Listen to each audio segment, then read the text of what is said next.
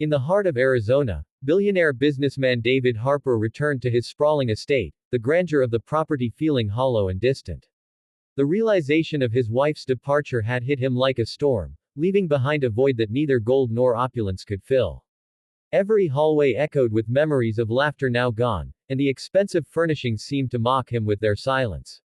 For years, he had chased success, wealth, and prestige, but the emptiness in his personal life now overshadowed every achievement. The walls of his mansion, once a symbol of triumph, now felt like a gilded cage. 4 days later, David found himself behind the wheel of his sleek black SUV, leaving the city and its constant noise far behind. The desert stretched endlessly, a vast expanse of sand, rocks, and open sky, the horizon melting into shades of amber and burnt orange under the setting sun. The wind carried the faint scent of sagebrush and dust, a strange comfort to someone desperate for clarity. He drove without a destination, letting the rhythmic motion of the tires over the asphalt soothe his restless mind. There were no calls, no emails, no reminders of the life he had left behind, just the lonely hum of the engine and the desert stretching endlessly around him. As twilight deepened, David spotted movement near an old, crumbling barn tucked beside a rusted fence. Something small, fragile, darted out from the shadows, and instinctively he slammed the brakes. Heart racing, he watched as a tiny figure emerged from the darkness, a barefoot Apache girl, trembling with fear. Her thin arms clutched a carved wooden eagle to her chest, and dirt smeared her small, delicate face. Her wide eyes, full of terror and uncertainty, met his, and for a moment, time seemed to pause. The desert, the highway, and the isolation around them faded into the background. "Mama," she whispered, her voice barely audible, a single word loaded with desperation and sorrow. David's heart constricted. He had no idea where she had come from or what horrors she might have faced, yet he felt an undeniable pull to protect her. He opened the door, stepped out, and approached slowly, making sure not to startle her further. Every movement was gentle, deliberate. Reaching his jacket to her, he wrapped her small frame carefully, feeling her shiver against him. He offered water from a bottle he kept in the car, and she accepted it cautiously, sipping as though it might vanish if she drank too quickly. The girl's hands trembled around the wooden eagle, her knuckles white with the force of her grip. David crouched down to meet her gaze, speaking softly, "It's okay, sweetheart. You're safe now. I won't let anyone hurt you." She didn't respond, only stared, her lips quivering as tears welled in her eyes. Her silence spoke volumes. She had learned to trust no one. Yet in his presence, a fragile thread of hope seemed to emerge, a tiny spark that had survived whatever darkness had forced her to the desert. Driving away from the barn, David kept one hand on the steering wheel and the other resting lightly on her back. He tried to imagine her story, piecing together the clues, the dirt and scratches on her legs, the desperation in her eyes, the single word that had slipped from her lips. Each detail painted a picture of suffering and survival, of a child too young to endure so much alone. And yet, despite it all, she had found him, a stranger, a man broken in his own way, yet willing to open his heart without hesitation. Hours passed as the sun dipped below the horizon, turning the sky into a canvas of deep purples and fiery reds. They arrived at a small, secluded cabin David owned on the edge of the desert, a place he often used to escape the chaos of his own life. He led her inside, offering her food he had packed earlier, simple yet nourishing. She ate hesitantly at first, glancing at him with suspicion, but hunger quickly overcame caution. David watched her quietly, feeling a strange sense of purpose returning. He had lost so much, but here, in this unexpected encounter, he discovered a reason to care again, to connect, to protect, and perhaps to heal himself in the process. Night fell, and the desert wind whispered outside the cabin.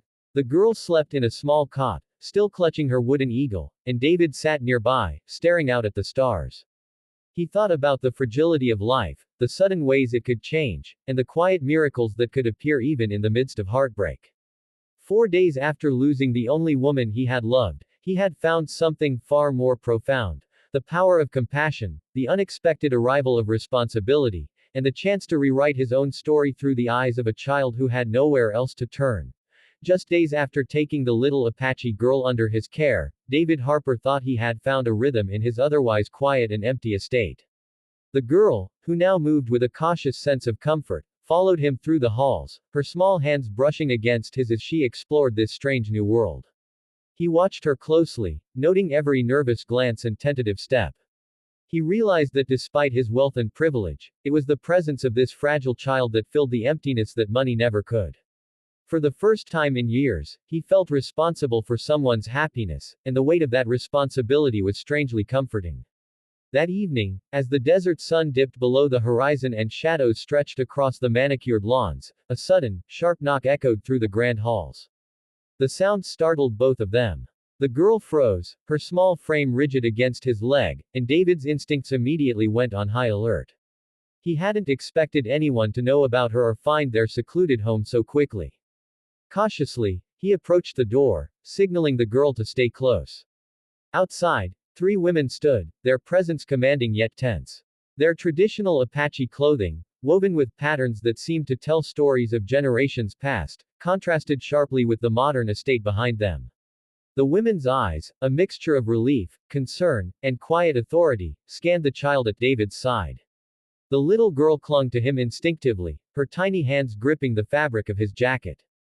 David took a deep breath, sensing the gravity of the moment. These women were not strangers, they were family, or perhaps guardians of a culture and community he barely understood. Yet in their gaze, there was no anger, only the anxious hope that their child had been found safe. The tension in the air was palpable, a quiet battle between fear and trust. "I'm David Harper," he said softly, keeping his voice calm and steady. "She's safe here. I found her wandering alone in the desert. I didn't know where else to take her." His words seemed to hang in the air, fragile yet sincere. One of the women stepped forward, her eyes softening as she took in the sight of the girl, healthy and fed, no longer shivering or frightened. She's been missing," the woman said, her voice trembling slightly, carrying the weight of days spent in fear and uncertainty. "We tracked her here. We feared," her voice broke, but the relief in her gaze said more than words ever could. David invited them inside, offering tea and a quiet space to sit. The child remained close to him, peeking occasionally at the women who had come so far to find her. Conversation was slow at first, careful, as David listened to the women recount the story of their daughters' disappearance, of the fear that had kept them awake, and the relief now flooding their hearts. The girl's lips curled into the tiniest of smiles, realizing she was surrounded by people who had only wanted her safe return. David watched silently, understanding that this encounter was not just a reunion but a bridging of worlds, his lonely, high-tech existence and the rich, resilient traditions of the Apache people. Over the hours that followed, stories were exchanged. The women spoke of the girl's family, of the struggles and histories that shaped their community. David shared fragments of his own life, careful to admit his loneliness and the void left by a marriage that had ended abruptly. There was no judgment, only the quiet recognition of human vulnerability, the acknowledgement that loss and hope often coexist.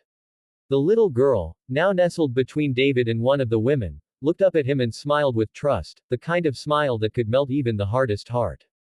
By nightfall, the tension that had filled the air earlier had transformed into a fragile peace. David realized that life's most profound connections often appear when least expected. In the span of a few days, he had gone from a man drowning in wealth and sorrow to someone entrusted with the safety of a child and the trust of her people. The encounter had changed him, reshaping his understanding of family, responsibility, and the unexpected ways healing can occur. In protecting her, he had found a sense of purpose and connection that wealth had never provided, proving that even in loss, life could deliver moments of unimaginable grace. As the women prepared to take the child back to her community, David knelt to look into her eyes. "You'll always have a place here if you need it," he said. She nodded, her small hand pressing briefly against his before slipping away with her guardians. Standing on the porch, watching the silhouettes disappear into the desert night, David felt something shift inside him. A chapter of loneliness had ended, replaced by one of hope, connection, and the quiet realization that the heart's capacity for compassion and love was far greater than he had ever imagined.